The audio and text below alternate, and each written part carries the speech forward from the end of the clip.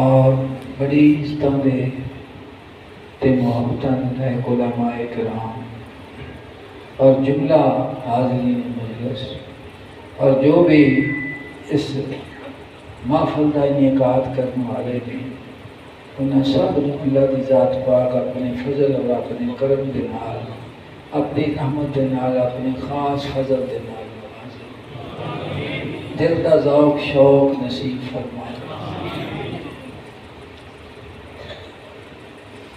تیرے حضور فرمانے نے درد سوز ہے بندگی عاشقاں جس کا بے حساب ثواب ہے۔ تو دل ایک ایسی چیز ہے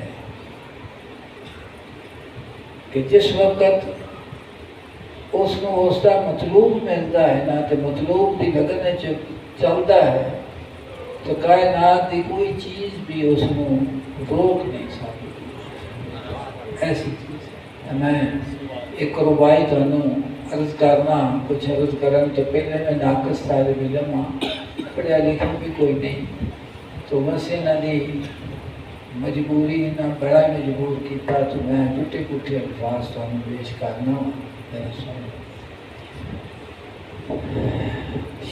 شیخ ابو سعید ابو الخیر ایک ربائی اس میں سنا۔ وہ فرماتے ہیں از باد صبا دلم چو ہوئے تو گرفت،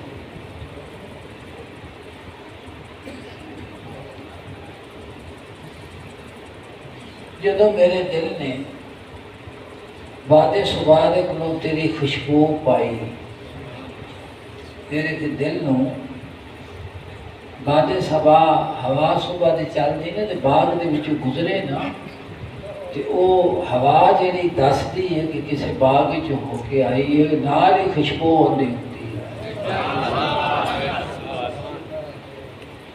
میاں صاحب فرمانے درد منداں دے سخن محمد دی گواہی ہے۔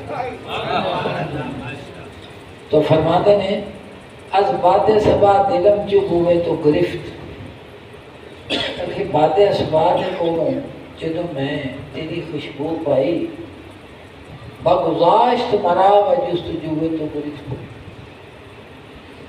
اس نے مینوں چھڈ دیتا اور تیری جستجو دے وچ میں لگ گیا۔ آج بھی خوشبو آئی ہے نا، ان کی تلاش کرنی چاہیے بھی ہے۔ میرے آقا صلی اللہ علیہ وسلم نے جس وقت اعلان نبوت فرمایا نا کہ او ہوا او خوشبو کونے کونے دے کوئی حبش وچ پیا آتا ہے، کوئی روم وچ پیا آتا ہے، کوئی فارس وچ پیا آتا ہے، سمجھتے پڑھیں۔ اور پھر انہاں حضور صلی اللہ علیہ وسلم دی بیعت جس وقت کی تھی تو پھر بیعی ہو گیا بس۔ عارف روم فرمانے میں کہ ایمان کی تو قیمت ادا نہیں کی تھی،